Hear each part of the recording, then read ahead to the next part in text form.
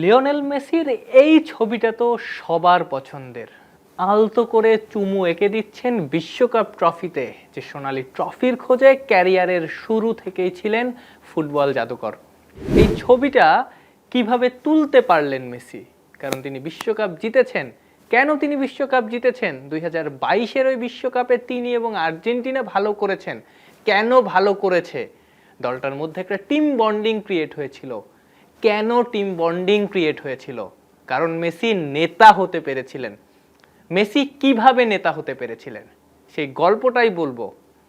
2019 Copa America, মেসির trophy ক্যাবিনেটে আন্তর্জাতিক শিরোপা সংখ্যা ছিল 0। 3টা কোপা আমেরিকা ফাইনাল খেলেছেন, কিন্তু একটাতেও তিনি তখন পর্যন্ত শিরোপা স্পর্শ করতে পারেননি। সেই কোপা সেমিফাইনালে 2019-এর কথা বলছি, চিলির এগেনস্টে চিলির জর্জ মেদেলের সঙ্গে তার একটা বাগ বিতণ্ডা দেখা যায় এবং এক পর্যায়ে রাগকে কন্ট্রোল করতে পারেননি মেসি।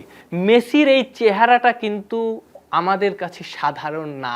মেসিকে সবাই চেনে কিভাবে? মেসি খুবই শান্ত, স্নিগ্ধ, ভদ্র, খুব বেশি কথা তিনি ম্যাচে বলেন না, যে চেহারাটাই সবাই চিনত মেসির। সেদিন কিন্তু একটা ব্যতিক্রমী দৃশ্য দেখা গেল এবং মেসি, জর্জ মেদেল দুজনই সেদিন লাল কার্ড দেখলেন। আমার কাছে এবং কোটি কোটি আর্জেন্টাইন ভক্তের কাছে মেসির ওই রূপটাই সবচেয়ে প্রিয়। কারণ মেসি সেদিন নিজের ভেতরের খোলস ছেড়ে বেরিয়ে এসেছিলেন। মেসি কখনোই খুব বেশি কথা বলতেন না, কখনোই ইমোশন শো করতেন না, কিন্তু তখন দেখা গিয়েছিল মেসি তার ইমোশনটাকে শো করছেন। এবং এই টুর্নামেন্ট শেষে বিভিন্ন গণমাধ্যমে উঠেও আসে যে মেসি বলছেন যে এই টুর্নামেন্টে তাদের সঙ্গে অন্যায় করা হয়েছে। অর্থাৎ মেসি প্রতিবাদ করতে ততদিনে শিখে গেছেন। দেখা যায় যে ওই 2019-এর পর থেকে আর্জেন্টিনা যখনই খেলেছে একটা অরা কিন্তু সৃষ্টি হয়ে গেছে, যে তারা প্র্যাকটিসে নামছে কিংবা ম্যাচে নামছে, টানেলে সবাই দাঁড়িয়ে আছে, একজন লিওনেল মেসি হেঁটে আসবেন, তাকে সামনে রেখে সবাই হেঁটে যাবেন। প্র্যাকটিসেও দেখা যায় যে লিওনেল মেসির সামনে, বাকি সবাই পেছনে, সবাই ওই লিওনেল মেসিকে কেন্দ্র করে খেলে। 2022-এর ওয়ার্ল্ড কাপের কথা নিশ্চয়ই মনে আছে, নেদারল্যান্ডস ম্যাচ।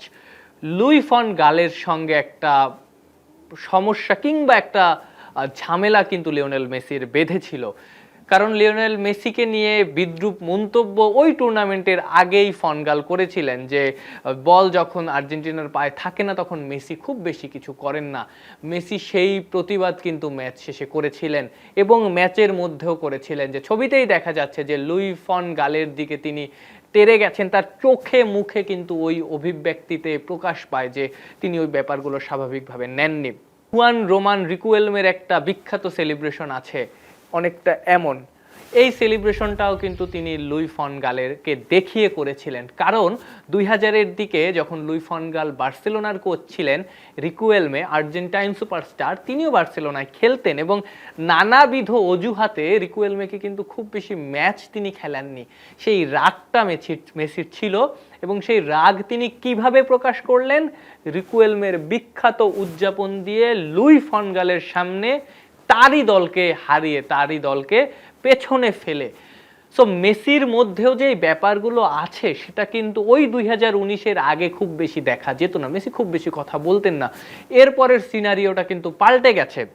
সেটা যেখানেই হোক, সেটা ইউসিএল হোক, সেটা ইন্টার মায়ামির হোক কিংবা আর্জেন্টিনার হয়ে হোক, সব জায়গায় মেসি কিন্তু তার ভেতরের সত্তাটাকে, ভেতরের প্রতিবাদী সত্তাটাকে বের করে এনেছেন। আমরা সবাই জানি যে যখন কেউ নিজেকে এক্সপ্রেস করে, নিজের ভেতরের যা আছে সব কিছু খুলে দেয়, সব কিছু প্রকাশ করে, তখন কিন্তু তার ভেতরের যে আসল ফাইটার, সেই ফাইটারের সত্তাটা কিন্তু প্রকাশ পায়। মেসির এই ফাইটিংয়ের সত্তাটার জন্য, মেসির এই ফাইটার সত্তাটার জন্যই কিন্তু আর্জেন্টিনা এখন বিশ্বকাপ জিতেছে।